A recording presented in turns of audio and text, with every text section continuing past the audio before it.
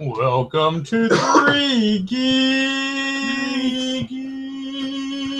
All three geeks. Wow, Max sang it. Look at that. Hey, everybody, welcome to our podcast. We are having fun already, and we haven't even started yet. My name is Jay, joined by Max, Dan, and Mike.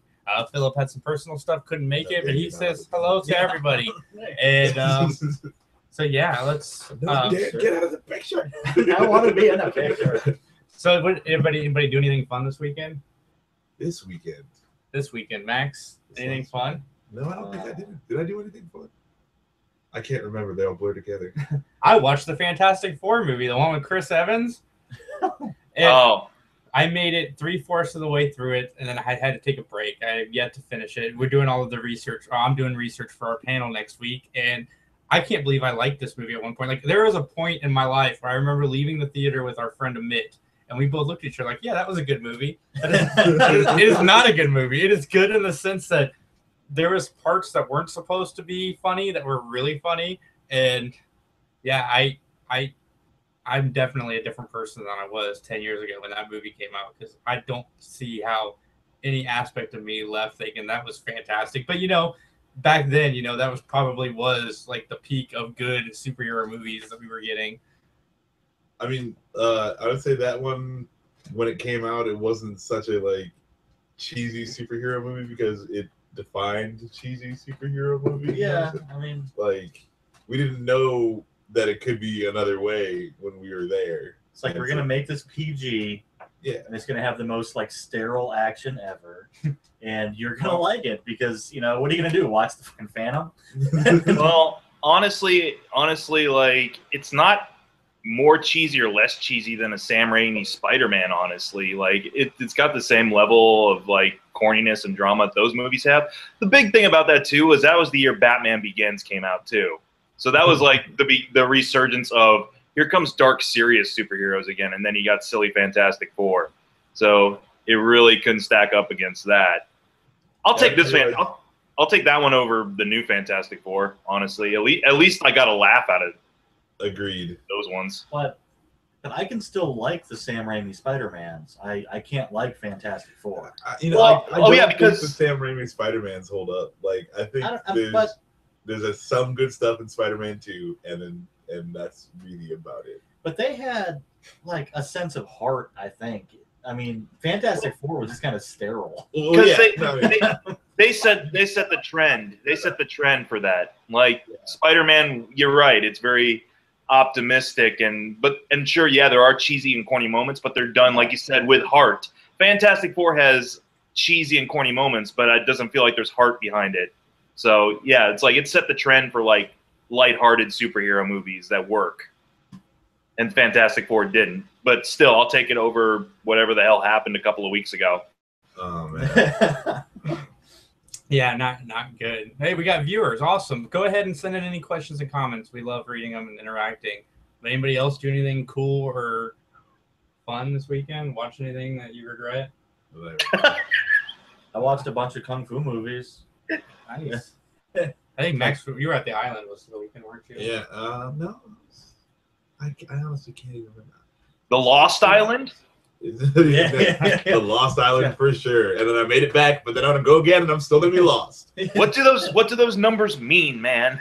But then actually, I've been reading a bunch of old school trade paperbacks recently. I started reading the Age of Apocalypse. I picked it up at Half Price Books, and nice. I found another Chris Sprouse book, and I read that one. That was The Midnighter. Yeah, from DC. That one is actually really cool. That's a really progressive comic book. I didn't check when it actually came out, but I was like, wow, that's they tackle a lot of issues in this one. That was actually really good. Midnighter. I suggested the Chris Sprouse Garth Ennis run, and it's all about time travel and whether or not it's cool to kill Hitler. And yeah, so give that a read. Yeah, awesome. That's pretty much all I did. Mike, anything fun, exciting? Is that a topic? I bought and rewatched Fury Road on my small TV, and I'm need to upgrade to a bigger TV. But no, I still love that movie. It's still my favorite movie of the year so far. And then I actually reread some.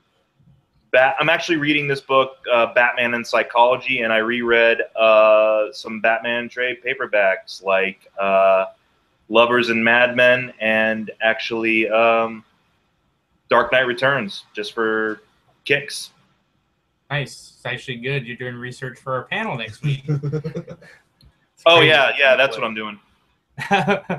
Yeah, so Mike is actually one of the reasons that I started wanting to do blogging and stuff on YouTube, and then that's how me and Max started discussing it. So I thought it'd take. Mike has been on our show. We've never really dove into a lot of this. Mike is a very talented guy. He's got a bunch of different, things that he does. So I thought it'd be fun if we just interviewed him for a little bit. Well, let's get honest. All right. So, Mike, in the tabloids, it says that you and Caitlyn Jenner spent a weekend together. Is that true? I'm just kidding. No, just to see if just to show how stupid that lip challenge is. No, that's Kylie Jenner. See, I don't even fucking know anything about that. Let's talk about happier stuff. Come on. Oh, so what made you start doing stuff on YouTube? Like, what was your influence there?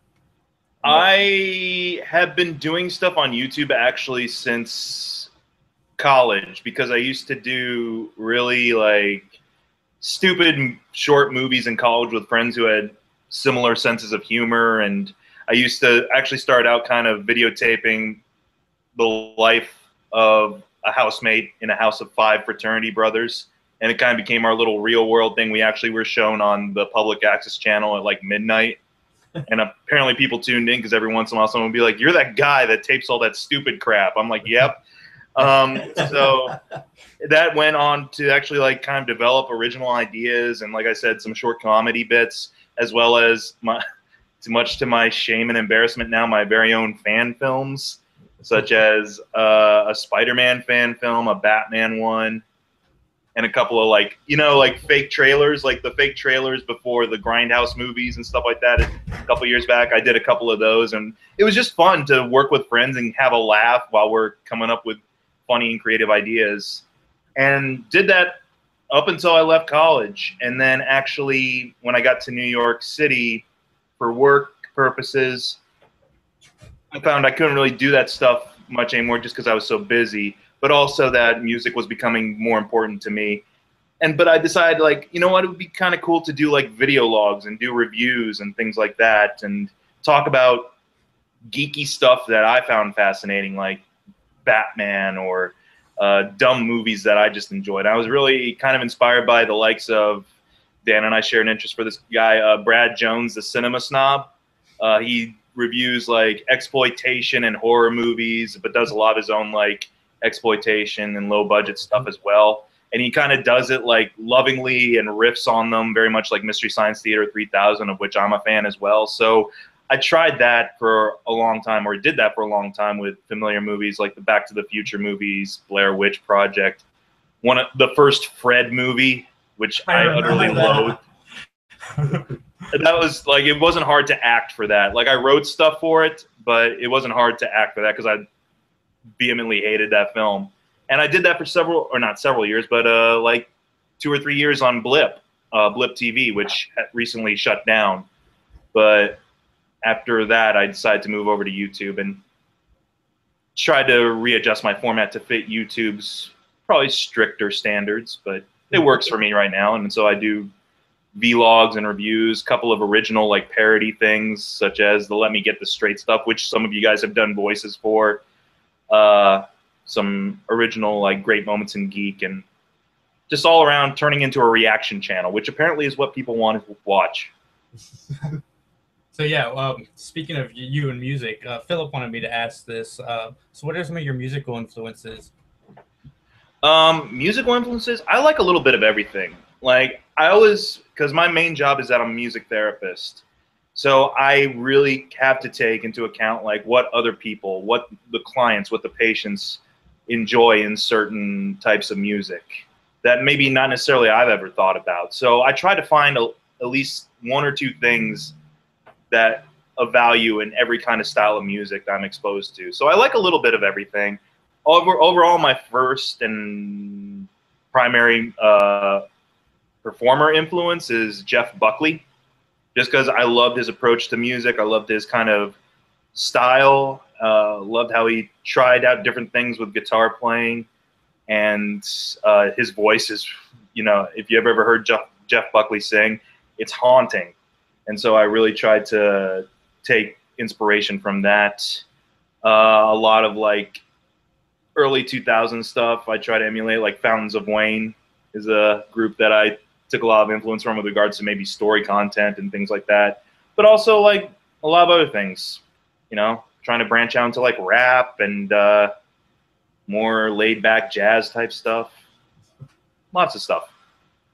Awesome. Yeah, so Philip noticed that you played a lot in New York. He was wondering if there's any chance you'd go back out and do more shows. I noticed that you're doing a lot more of that on Periscope now too.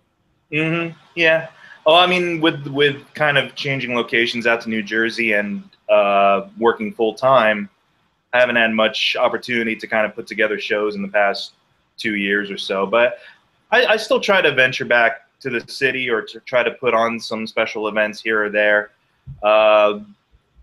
Definitely, I never want to kind of shut out the performer side of me. I definitely want to keep that going. And so whenever I do find opportunities, I make it happen. If it's like just a small show or if I can get my full band together, that would be cool too. But also like recording, getting music out there, getting covers of songs out there that people would enjoy, or some originals that people would like, or parody songs. So yeah, besides collaborating with us and your own YouTube channel, you also do some writing for Never Ending Radical Dude. How did that come about? That actually kind of came about very much what you were saying about how you guys were kind of, inspired to kind of start blogging or talking about what interested you, is that I had been friends with Jason Fury, the editor-in-chief of Never Ending Radical Dude, in high school. Like we were all kind of friends with him, or acquaintances, in high school. And then I, followed him on Facebook for a while. And then I saw that he was writing stuff about Tom Cruise movies. He was writing about, the big blockbusters of 2010 or 2011. I'm like, dude, I love your stuff. I'm really kind of interested in that stuff. That's when I was actually starting up the Blip stuff, and I was starting up kind of a podcast called McChats, which I believe I've had Jason and Max on for a couple of things. But a couple of the older episodes, I was talking to Jason Fury about Avengers versus X-Men when that first came out. And then we talked about kind of other things and just got to know each other a little bit more, even, and how much, like, wow, we're both really kind of into pop culture, comic book, movie stuff. And he was like, would you want to write maybe some stuff or do some artwork? I'm like, yeah, sure, I definitely would. And that's how it got started. And now it's, I think, me, him, my buddy Mark Espinoza, who I met on the site through him, and Sean Wheeler, another guy who we're all kind of the big four contributing writers to that, even though I haven't done much writing on there lately. Sorry, Jason. I did a hell of a Mad Max Fury Road review, but I'm supposed to be I did a Batman Arkham Knight video game review for them that should be up there hopefully soon sometime. And also, he likes to do this feature called like Nerd Rants. And I figured the Fantastic Four that just came out isn't worthy of a review so much as a full like dissertation from me about like what happened. Dude, I was gonna do a Max rant about Fantastic, or just Josh Trank, and I couldn't even do it just because I'm really butthurt about that movie. Like, I'm actually upset at that movie. That's kind of the main focus too of like Never Ending Radical Dude, is something that Jason kind of spoke to me about when I first was considering coming on board. Was he's like, I don't want to be like other kind of sites where I don't want to be overly negative or coming down too hard on everything. I want to try to put like, okay, maybe there is something that isn't as great in quality as something else. Try to put a spin on like, okay, what works for it, and that kind of intrigued me a little bit too, because there's stuff I've given shitty reviews to movies on that site before, like The Host. I'm like, I can't argue my way around it. That's a shitty movie, or The Seventh Son, or anything like that. But that's always a challenge with writing for that site, is always like, something that I'm kind of like, I'm disappointed in how it turned out, but at the same time, I have, you know, I love comic books. I love Marvel. The Fantastic Four, I enjoy them just fine. It's like, how can I spin that into a piece that can kind of say like, okay, here's what's definitely not working for this incarnation. What could they have done? And I've done that with other things too. Like when everyone was poo-pooing the Ninja Turtles reboot way back, I'm like, before even a cast was announced, aside from Megan Fox, I was like, okay, well, here's what my preferred casting would be in kind of a what-if scenario. And like, here's what could work for a new version of that franchise. And that's what I'm trying to do with this write-up now. It is very hard, though, because there's a lot of stuff that just doesn't work in the Fantastic Four. And I'm kind of like, give it back to Marvel. That's all. Ultimately, that's going to be the crux of my piece is like, just give it back to Marvel. Or share it. Learn to share, Fox. Max, you have some questions? Yeah, no, Mike, you've been an extra in a lot of movies, and I was like, do you do that on purpose? Like, are you only looking for extra roles just to kind of get on set and be a part of the culture, or are you looking to work your way up in that avenue too? Well, I mean, it depends. I mean, honestly, extra work is about the only work I could find for a while. There was a point, there was like a 6-month period where I wasn't working in music therapy or research, and which was the steady pay essentially. So I was kind of floating from part-time jobs to part-time jobs, and extra casting was one of the regular things that kind of came up. There was a couple of things that I did, like smaller scale things. I played a drunk in a short film. I played a divorced father of a little Hispanic girl, and I'm kind of wondering how that works, but okay. But also along with that, I mean, then that paid pretty well, or got some little exposure here and there, but ultimately, like the extra stuff, I'm just fascinated by the movie making process a lot, the behind the scenes kind of stuff. And because all you see on like DVD features or in interviews is like, oh, it's just magic. Everyone gets along. Everyone has such a good time. We laugh. I'm like, it's not always the case. I've been an extra. Let's see. My first big one, I think, was being an extra, a background character for that short-lived Pan Am series with Christina Ricci, and actually Margot Robbie, who's now Harley Quinn.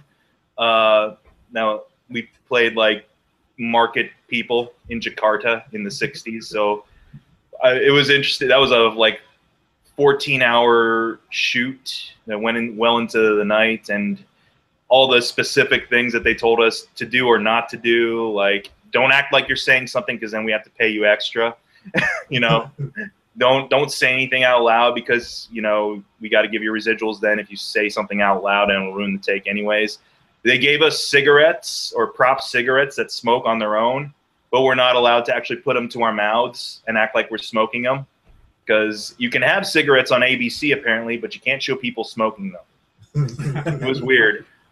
And so you learn tricks of the trade like that, and a lot of the people you met were pretty nice. Some people were very much like, oh, this is gonna take me to bigger places, but I was pretty cool and just being like, you know what, I'm cool with just kind of seeing how the milk is made. I don't know what that metaphor was, but but the most fun is actually being on big budget films. Born Legacy, I was an extra in that, and that was kind of fun. I got run over by Jeremy Renner. That was, yeah. The whole thing is like, the setup is that, like, they say, like, you get the scene ready, they say background, and background just starts doing their thing. And so my thing was, I'm walking down a hallway, and then that's actions for the actual, like, leads and so forth. So I'm just walking at my own pace. Everyone's saying, like, that's fine, keep going, keep going. Action. Door flings open. Rachel Weisz and Jeremy Renner come, like, sprinting out. Jeremy Renner, like, tosses me aside. I'm like, Jesus. And then it's like, cut. And Jeremy Renner's like, sorry, man. I'm like, it's cool, Hawkeye. It's cool. just take it easy. But it was like a shoot 'em up in a warehouse and stuff in that movie. And if you pay really close attention, you can see my blurry face for 0.5 seconds. I mean, it's not very, at times it's not very recognizable work, or thankless. It's thankless work at times, but it's just fun to see how that all comes together to create a moving picture, as it were. And then it's fun to actually see like some of the people are nice in real life, like Amazing Spider-Man 2, the graduation scene. That's the scene I'm in that has like Sally Field and Stan Lee shows up for his cameo before he melts. Because it was in June, like on the hottest day in June in New York. We're all wearing like good suits and everything like that. So I'm dying with sweat. Everyone else is dying with sweat. Emma Stone comes over and hangs out with us for a bit and tells us what, you know, great troopers we are for sticking with the shoot for this long and everything like that. And so that was cool. And it was a hard day for Andrew Garfield, I'm sure, to make out with his girlfriend all day on screen. Boo-hoo. And then the last thing I think I was in was The Other Woman for like 0.1 second, and that was the Kate Upton, Cameron Diaz. Okay, wait, did you just say you were in The Other Woman for 0.1 second?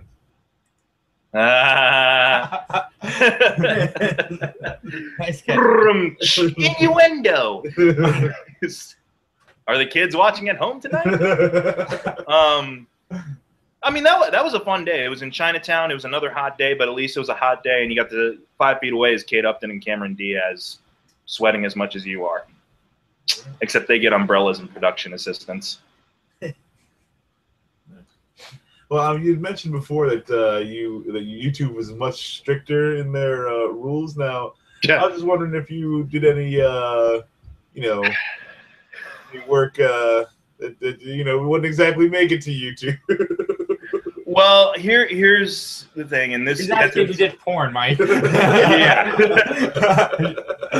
Nah, nothing like that. I'd be a little bit- LA CD underbelly. I'd be a little bit more proud of that accomplishment, honestly. There was a time when I returned to YouTube with McGTV, which is my online programming stuff. There was a time when the McGTV YouTube site couldn't post videos for longer than 15 minutes, couldn't post thumbnails, couldn't do ad breaks or anything like that because I got flagged for something. Because fair use is very tricky.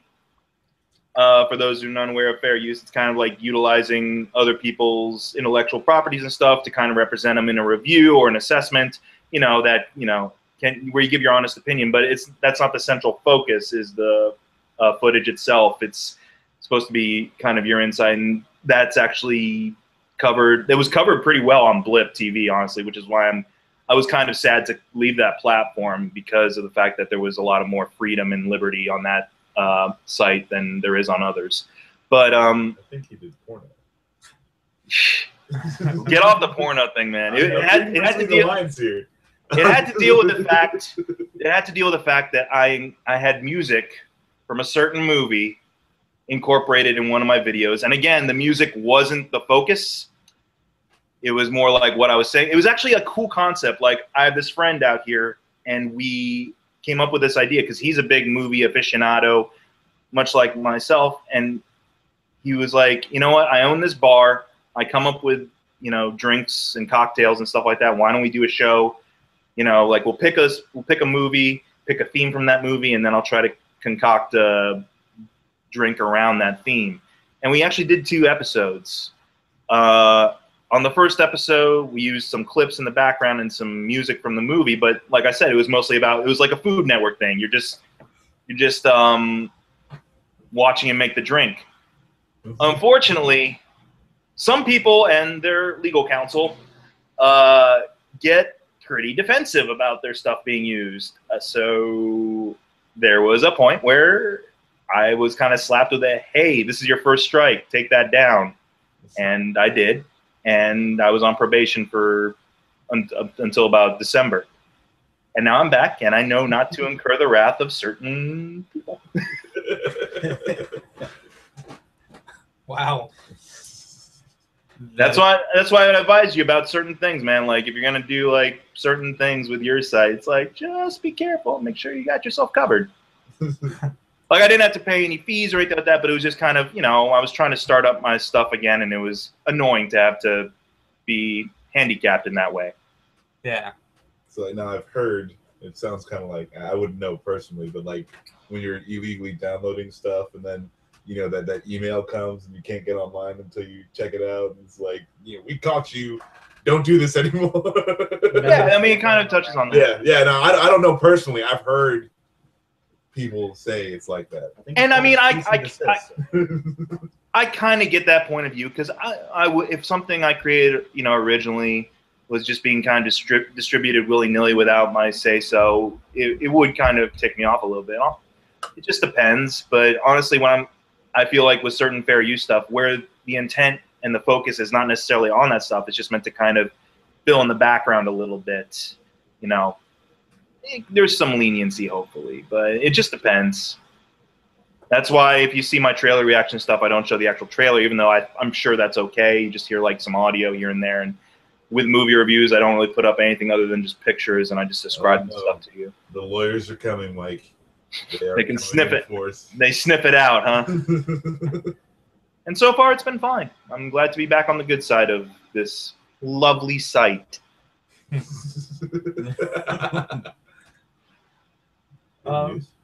that? News. Yeah. We're just doing an interview right now, Max. I think that's all I got, Max. Dan? One question. Yeah. If your acting career, mushroom clouds, and you get to do whatever you want, I guess that was the wrong thing. Blossoms into a beautiful flower. And you got to pick any role, what would it be? Ooh, that's a good question. Ooh. It's deep. Well, just because I've been talking about this ever since they've been talking about the DC extended stuff, if I really, really train hard for it, I'd love to be a Nightwing. Not a Chris O'Donnell whiny Robin, like the first actual cinematic Nightwing. But I have a feeling that's not going to happen this go around because I have a sneaking suspicion that Nightwing's dead. So, but if they ever decide to reboot again, and I'm not in a walker or a wheelchair at that point, I'll be your dick. It's quite respectable. I'll be your Dick Grayson. maybe you can get cast as the Thing's dick in the next Fantastic Four. Ultimately, don't we all just want to be the Thing's dick at the end of the day? I think Freud had it right when he said that. You know how many text messages I got about that episode of our podcast? Really? Thing's dick. Wow, you guys have a fascination with the Thing's dick. We have a fascination with the disappearance of the Thing's dick. Yeah, that's ultimately the mystery. Yeah. I mean, you can forego the whole action film and just make it a mystery. And where has it gone? I'm saying, if Reed Richards' arm was missing the whole movie and no one said anything about it, are we not going to talk about this? What's going on? Things just standing there going, "Give me a break." So yeah, that's it. And ultimately, our fascination comes from mall rats. So Yeah. Because I was excited because they said the question was answered, and that was just not the answer I was expecting at all. That question has been bugging me since '95. So yeah, there's the answer. He doesn't have one. You happy? No. All right, we got some news. Let's get into it. Actually, this is all really just rumor and speculation. There's literally nothing happening right now. That makes it news, man. And entertainment. So one rumor is that the Warner Brothers execs want more Batman in the Batman v Superman movie. I tried to research this and find out what they mean. Do they want to re-edit the movie to put more Batman in, or are they going to do some reshooting, or are they just glad there's more Batman in this movie? I couldn't find exactly what this article is talking about, but apparently they want more Batman, or they have more Batman. Max? No, they just they couldn't get Ben for any more reshoots, so they just sent somebody to his house with a GoPro and they just recorded him sleeping. They had a drone and a GoPro. See, Batman sleeps. They just show him with his kids. Oh, not right now, man. That'd be depressing. I know. You ready for Batman to be mad? He's gonna be mad all the time. Oh man, I would love it. It's supervised visits with his children. They could be shooting an orphanage scene. Oh man, they just CG on Gotham orphanage in the background. Matt Damon shows up to give him some counsel and so forth. Oh God, how do we shoot around this? Just dub in that he's Commissioner Gordon. Oh my God! Then the picture leaks and the internet goes crazy. Who is Matt Damon playing in the new Batman movie? CGI with some glasses and a mustache on him. Oh man, it's like in the Michael Keaton Batman, you know, when he's like swinging on the thing, but it's just his normal morning routine. you got Ben Affleck on the treadmill. Yep. Put a bat cape on him. Like Bat toast. Bat toast. You're the CGI bat toast. CGI is shooting out of the thing like a bat. There's a couple twirls. Toast Pops bat side up. Yep. Oh man. Yes. Extra footage. I'm down. Put as much extra bat footage in there as you can. Batman is like bacon. It just makes everything better. Poor Henry Cavill, man. Whatever, man. Superman sucks. Like it was like, all right, it's Superman's time to shine. Fucking Batman, do right again. He's glory hog. He should. It's like, wait a second, this was supposed to be a sequel to my movie. Like he's in it for like 3.5 minutes. I love it. It's like first it's Man of Steel 2 is coming out. It's like they're gonna call it. It's like, oh, okay, no, they're gonna have Batman in it. So now it's Batman versus Superman. Hey, like Henry. you didn't even get first billing. And then Hey guys, this is my script. Where is the Man of Steel 2 sequel? Oh, Henry, we condensed it down to these pages. And everyone hates you, by the way. Your character. Not you, but your character. Shut up, Henry. You go sit over there until we need you. Whatever. He's gonna be like, okay, fine, I'll be over here making Man from Uncle 2 that's getting raped. It's like, yeah. He's like, I still get paid millions and millions of dollars. You know? I'm gonna save that rant for another day. It'll be Henry Cavill and JDF doing conventions together in 12 years. Poor guy.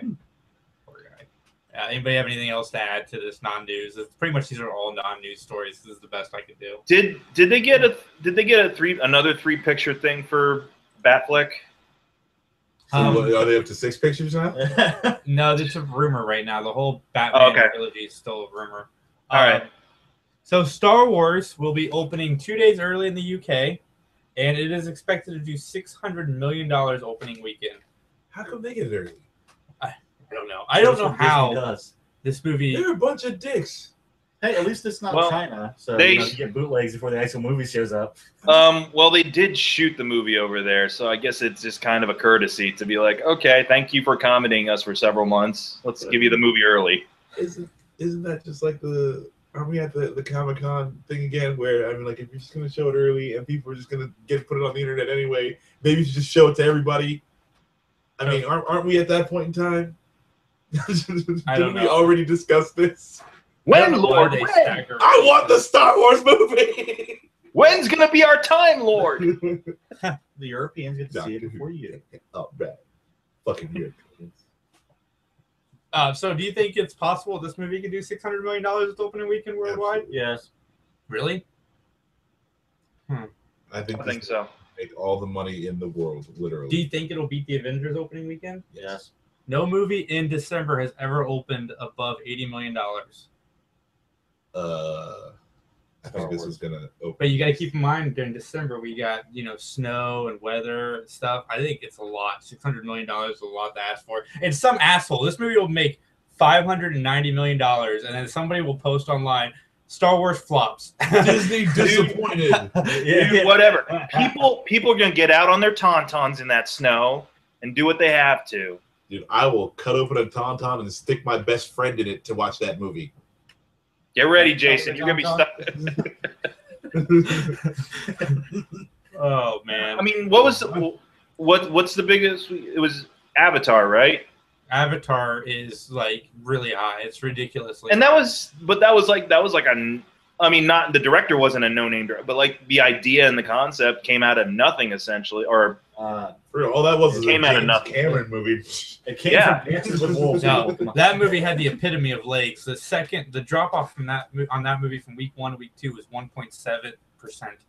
Usually it's a 40, 50, 60%. It dropped to 1.7%. I'm gonna go see Star Wars like 8 times. Yeah, but here you have like a ravenous fan base for it, so it's like It's not like I'm going to be lining up around the block to watch Avatar 2 when that comes out in 2090. however long it takes them to film underwater. Pocahontas 2. I'm definitely anything James Cameron puts out, I say it's worth the watch. That guy's amazing. Okay. We'll see. Where has he gone wrong? I didn't like Avatar. You didn't like Avatar? I watched it in theaters. I kidded myself, and then I tried to watch it at home. I've not been able to watch it since. I don't like the movie. I liked it when it was Ferngully and all the other movies that it was. Yeah. Here's my Cameron. It's like I respect the dude's ambition. I do too. I like most of his stuff. His storytelling is kind of meh. I mean, Cameron kind of like ran into Lucas on that one. Mm-hmm. Like I like the Terminator movies, but Boy and a Robot has been done better by the Iron Giant. Yeah. No, there's a lot of people that like Avatar. Liz is a huge fan. Of And you got Aliens, which is my favorite Cameron movie. Alien, I'll give him a pass on Aliens. I loved Aliens. Oh yeah. And the other thing that I have, and again, it's not really news. I'm sorry, everybody listening. This is really all that's going on in the world of movies. Ron Perlman is trying to get funding for Hellboy 3 because he says it's going to be awesome. And because Sons of Anarchy is over. Well, he's got a new show on. What's that on? He's got a new show coming out, or it's already out. He needs a bigger paycheck. Yeah, the bigger thing. Yeah. But now he plays like a judge in Texas or something like that who goes like becomes a vigilante. Nice. Cool. Awesome. Well, what's that, Mike? Get what's his name, Guillermo del Toro back on it, and I'll be all for it. Oh yeah, they made a pact that the one wouldn't do without the other. It's a blood pact. Del Toro has so many projects right now that he is committed to. He's shooting Pacific Rim 2 right now, isn't he? Oh yeah, giant robots, baby. I think so. But yeah, Dan, do you since Philip's not here and you had zero time to prep, do you know of any video game news that's happened this week? I know Madden came out a while ago, and it's Madden. Oh, and people listened to our podcast 3 weeks ago, and I was begging my wife to get Mega Man. I got Mega Man. It was awesome. He got Mega Man. I've been playing it a lot. It's good. Good stuff. Max, comic book news? Are we already there? Yeah, dude, we're there. I wasn't done with games yet. I can play other games. That Mad Max game came out that we talked about last week. How was it? What? People seem to like it. Good. Great. From what I heard. Yes, it looks pretty cool. Awesome. And now it's time for comic book news. All right. Marvel's putting out a C-3PO standalone book in December that will kind of prequel the movie, and you can look forward to that. He's got a red arm. We want to know why. Because he's a Jedi. Possibly. C-3PO is a Jedi with a red arm. Yes, and in that cool-looking broadsword thing, with a giant thing, a Mad Max car. Yeah. Awesome. I think that is all we've got for you today. Next week, right now, I'm currently in the works of booking Sean Forney as a guest on our cast for next Tuesday. So that'll be a lot of fun. He's always a lot of fun when he's on our show. Definitely check out Mike at youtube.com/Mike McGTV. Thanks for letting us interview you, Mike. Sure, it was fun. And check us out, all four of us plus Philip, at Comic-Con next Friday, Saturday, and Sunday. We're giving away a $100 Visa gift card. I got a stack of $20 VGMX gift cards that I will be giving out as well. Darth Vader painting that we're giving away. There is a Beat Max at Mario Kart. You get a $10 VGMX gift card. It's going to be an awesome weekend. Don't get your hopes up on that though. That $10 gift card might be a little more than you can chew. Whoever you are out there on the internet. And yeah, next Tuesday at 7 o'clock, join us here. We have TV show reviews. Max is me, Philip, Dan. We're each going to pick a show, and we will give you a weekly some kind of review of the show. I'm not doing Gotham. Nuts. Dan's doing Gotham. No, Max has boldly stated he's doing 3 shows. Oh, Flash, Arrow. I'll give Legends of Tomorrow a go, and I don't know. There might be some other stuff, but definitely the the geek ones. But the villains are coming to Gotham, Max. Yeah, you can take your villains and shoot up Butch's ass. Butch. Butch. I mean, that's how they got more Butch. You can't have the show without Butch. No, it really doesn't work without him. But there's Agents of Shield's gonna come back. I'm down for that. Good stuff. Philip's going to be doing Blacklist, and I'll be doing Heroes Reborn and probably Ash vs. Evil Dead with hopefully Dan.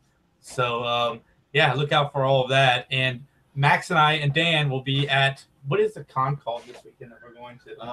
The Toy and Gaming Expo. Yeah, it's at the Lausch Building, the same place Tricon was. Come check us out. We'll be doing live podcasting Saturday and Sunday. It's got games. It's got toys.